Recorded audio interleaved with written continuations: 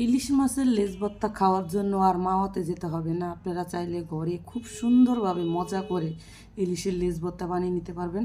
তা আমার যখনই ইলিশের লেজ ভর্তা খাওয়ার জন্য ইচ্ছা হয়, আমার ফ্রিজে যদি ইলিশ মাছ থাকে তাহলে আমি অবশ্যই বানাই, আর যদি না থাকে তাহলে ইলিশ মাছ আনার পরে ওটা যে লেজ ওইটা আমি রেখে দিই। আর লেজে এমনিও অনেক পরিমাণ কাটা, তো এভাবে লোকা ভর্তাটা বানিয়ে নিলে এটা অনেক বেশি ভালো লাগে।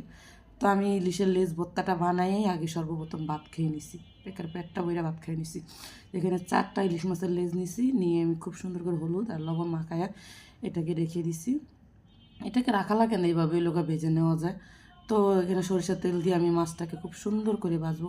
মাছটাকে ভেজে একেবারে মচমচে করকরা করে ফেলবেন না, মাছটাকে চুলার আঁচ কমিয়ে এভাবে ভাজবেন যে ভিতরটা সিদ্ধ হয়ে যাবে কিন্তু অনেক বেশি লোকা জুসি থাকবে। তো আমি এভাবে উল্টে পাল্টায় মাছটাকে খুব সুন্দর করে লোকে ভেজে নিব। মাছটা যখন উঠাবো তখন এর আগে লোকে চেপে চেপে দেবো ভিতরে, কিন্তু ভালোভাবে লোকে সিদ্ধ হয় মাছটা, মানে একটু মানে ভাজা হয়। তো এইভাবে মাছগুলো খুব সুন্দর করে ভেজে নিব, ভেজে উঠিয়ে নেব। ওই তেলে দিয়ে দেবো শুকনো মরিচ, শুকনো মরিচটা দিয়েও আমি খুব সুন্দর করে হালকা লালচে করে শুকনো মরিচটাও ভেজে নিব।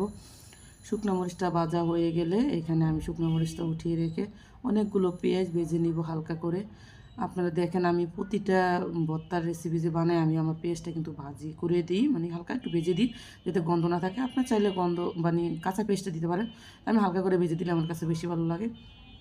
তো সবগুলো উপকরণ ভাজা হয়ে গেছে, এবার মেন যে কাজটা হলো কাটা বাছা, এটা হলো সবথেকে কষ্টের কাজ।